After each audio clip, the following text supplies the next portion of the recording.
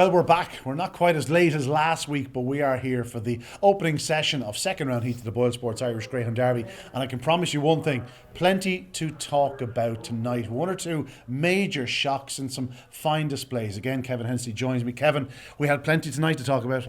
We did, yeah. Look, it was an up and down night, you know. I said to you off air before we came on, if you'd got a price on the likes of Swordsrex, Ballinaboula Ed, Ballymacfin, Gaytime Nemo not taking their place in the third round of this year's BoyleSports Irish Derby, you'd have got a fair price on it. But look, in their absence, there's plenty of up and comers and plenty that have been around the block before that are there still chomping away and putting down markers. So there's plenty still to look forward to. Unfortunately, some of the big hitters had to go out tonight, though. Unfortunately. Yeah, let's take a look at the opening heat of tonight, the opening heat of the second round. And New In Port was a winner for Graham Holland. He was expected to win it with Gaytime Nemo, but it didn't happen for him.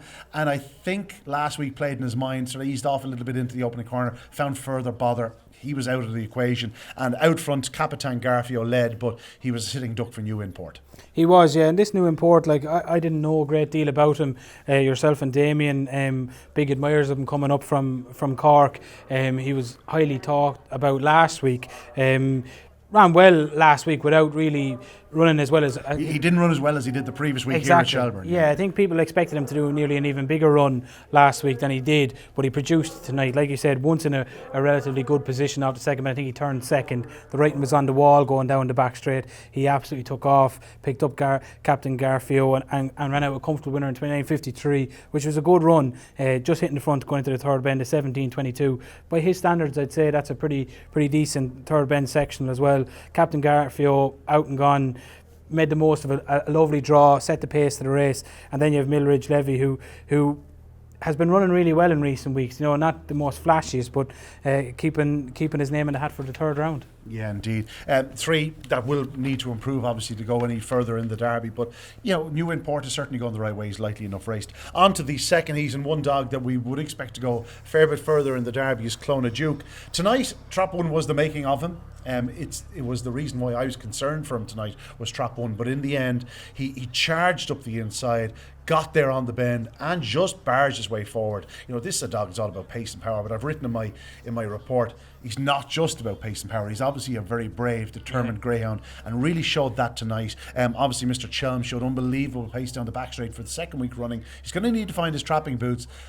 You always got the sense that Clona Duke would kick again, and that's exactly what happened. And back in third was for Romeo Magico. There was a lot happening in this race, but Clona Duke was a deserving winner for what he did into the corner. Yeah, look, I think connections of all three will be delighted that gone through here.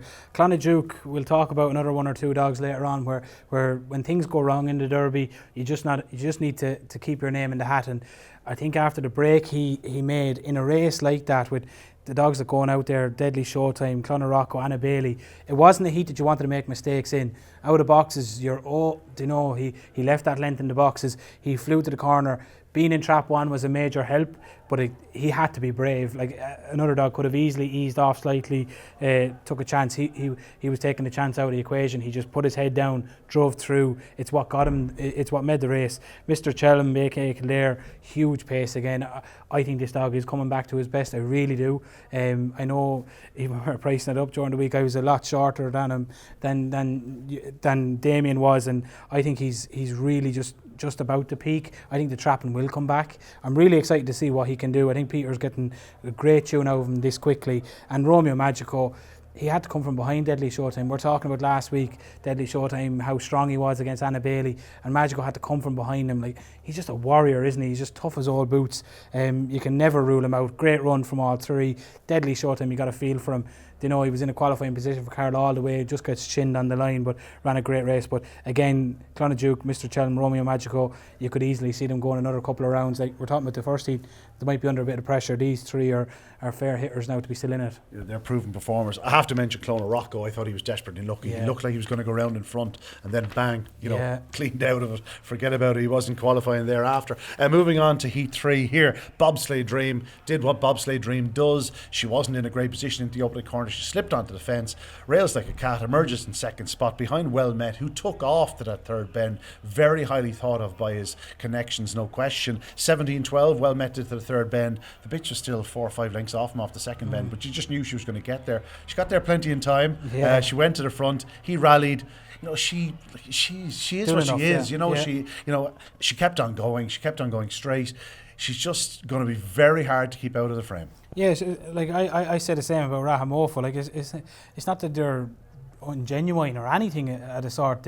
They've been around the block, they know where the line is, and they're doing enough. And Bob's a Dream, she's just an incredible greyhound. Like the ability she has, just some of the bitches around at the moment are just a pleasure to watch. She moved in again, but the minute she gets the fence, the writing's on the wall. Doesn't matter how far they're in front of her, she's coming. Like if she's not halted in her run, yeah, she could pick up anything. Yeah, and she's doing 29.36, like you're saying. She's hitting the front off the last bend. Well met rally, and again, fair credit to him. But if she needed to kick again, there's probably another kick there as well. So like the times don't really matter with her. She'd probably do as good as what anything in the race is doing. But she's incredibly talented. She'd be a dream to own. Well met, I thought, ran a blinder. 17-12 to the third bend. It's up there with the fastest sections. We got to the third bend tonight. Took a flyer from the boxes.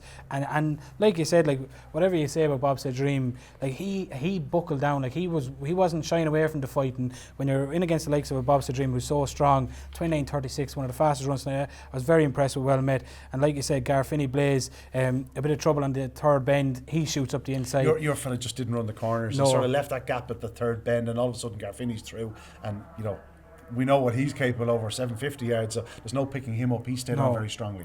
Yeah, no, look, our lad, he's only having his 7th race tonight. He's still plenty green enough. I wasn't happy with him on the bends last week, not again tonight, but look, he drove up the inside at the third bend and then just got tangled up, and that allowed Garfinney Blaze through. And like every derby, these stayers, there's always that bit of trouble, a bit of scrimmaging. They always seem to go plenty around, so keep an eye on him. Moving on to Heat 4, and it was pretty much a carbon copy of the previous heat, although Clonruth Sydney, when he got to the front, kept going. Listen, the early pace here came from Ballymacwalt in the outside. He went up strongly. Dale Road Duke tried to challenge into the corner. Clonruth Sydney, though, emerged in second spot. And once doing so, you were just waiting for him to put the foot down. Didn't happen immediately. Obviously, Ballymacwalt himself is very fast down the back straight, but just as they started to approach the third bend, he quickly closed the gap. And then around the last two bends, Ballymacwalt wasn't as fluent as Clonruth Sydney, who just got there in a blink of an eye, was through and eased on to score pretty comfortably. He's an immensely fast greyhound. Obviously, he's not blessed with serious early speed. He flashed out tonight, and it was easy enough for him to get across McNeil and Katunda Sid, who are not early pacers by any stretch of imagination. But there's no questioning this dog's engine. He's only having his 6th start tonight. It's his 3rd win, and he's 2 from 2 now at Shelbourne Park. He's a mighty fast greyhound. He is, yeah. Look, he flashed from the boxes tonight, and I know it was easy enough for him to get across tonight, but even in against more early pacers, that flashy start will help him. They'll go past him all right to the corner, but it'll allow him to turn that little bit closer than he normally would. But yeah, he's hugely talented off the second bend. Like McNeil turns a couple off, and we know how strong McNeil is, and McNeil wasn't really making much of an impression into him. Like that'll tell you how strong Clonruth Sydney is. Ballymacwalt, I agree with you. I don't think he ran the third and fourth bends at all well. Whether he just lost his footing or was a little bit unbalanced, because like you said, into the third bend, you were waiting for Clonruth Sydney to close the gap, but it wasn't closing that quickly. Like Ballymacwalt's at 29, 39, 43, 51 here.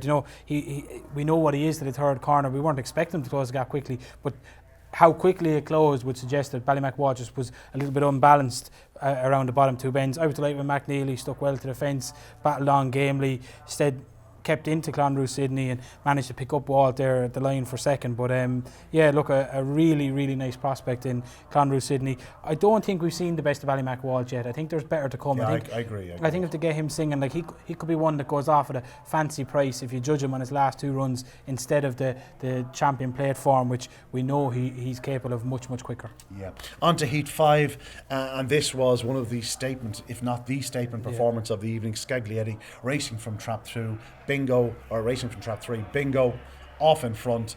And thereafter, it was all pretty straightforward. I thought Ballyhimmick and Rex ran a big race in second spot. Didn't let the leader get all too far away from him, was maintaining a sort of gap all the way. And then what a battle for third spot with Burj Khalifa, just holding good Maestro, who it didn't really happen for tonight. We did question last week when he was put in a race with a bit more early speed. And while this race wasn't, you wouldn't have said there were sensational early speeds. There was a lot more early speed than last week. Good Maestro just couldn't quite get around the corner, and then if you have a big 87-pounder up your inside Burj Khalifa, that makes life doubly difficult. But it was all about Scaglietti. Pat Guilfoyle, Cheryl Sutcliffe will be more than happy with the way this fellow's progressing. Yeah, look, he's always had that talent. It was putting it together, and I don't mean that he's been inconsistent. It's nearly more that getting him 100% sound, it almost seems like. I think they've had issues with this dog in the past, but he's firing on all cylinders at the moment. Like, to do 29-26 last week and back it up and repeat that run again tonight, and to the eye it was so impressive as well. The 17-12 to the third bend, he's more early than I give him credit for. Like, we all talk about him kicking off the last bend. We know he has that finish in him, but he just seems to be really powering away up to the first bend. And like you said, it wouldn't have been. He'll come up against quicker dogs to the corner than he faced tonight. But that said, he's almost led around the corner in the Kirby. He's almost led around the corner in the Champion Stakes. And both nights, just the last few yards into the corner. And that may still be an issue going forward in the Derby when things really start to heat up. But when he's on the bunny, forget about it. Yeah, no, he's as fast as anything, and he's really coming into good form. Like you said, I was really taken by Ballyhimmock and Rex, a dog I think has always been sort of underrated, and do you know what I mean? A huge run from him last week, 29-33. If anyone questioned whether that was a 29-30 run, he showed tonight it was. Like, he really gave as good as he could give against Scaglietti, and like you said, Burj Khalifa, heads up, heads down at the line, had the right side and made the most of it, and it's great to see Kevin Boothby with a runner now into the third round of the Irish Derby. Yeah, indeed. On to Heat 6, and here, well, Ballinbola Ed was the hot favourite. Da was the only conceivable danger, it seemed, in the market. Droopy's Nice One was in between the two, and she can run. And up pops Glengar Martha, kennel companion of Ballinbola Ed. It didn't happen for Ballinbola Ed, didn't happen for Da, and he ran a remarkable race to qualify. But this was about the two ladies out front, Glengar Martha, Droopy's Nice One, away and gone from Glengar Martha, and Droopy's Nice One chased her hard, really running on strongly. She led clear into the escape. Two fantastic performances. We'll get to the others in a moment. Yeah, she was huge in front. She a young bitch, like, she's Puppy Derby eligible, but she absolutely took a flyer. And once in front, like, there was fancy runners in behind, but it never looked like she was going to get beaten. Like, even if you take Ed away for a second, like, Droopy's Nice One turns in a position, and I think she turned in third, maybe second or third off the second bend, but she was never catching Glengar Martha, and that takes a fair performance. There's nights in every derby things go wrong, as we've said. I mentioned Clonadduke earlier. I think anything that could go wrong did go wrong for the laddie tonight. He's completely missed a break. I said last week on this, I wasn't sure. I hadn't seen enough of him to say he wouldn't handle a middle draw. Well, tonight I think he answered it. He needs defence. He dives straight in. Well, there's no guarantee he will again. Sometimes dogs straighten up after experience and whatnot. Okay. But I think if he does a bingo break from the middle, there's only one direction he's going. Yeah, he'll edge inwards, and the pace even showed into the corner was just phenomenal. He's some talent. He really is. And like, some of the heavy hitters have gone out. I'd say Liam and Shane, the disappointment of Finn going out during the week would have been hard to take.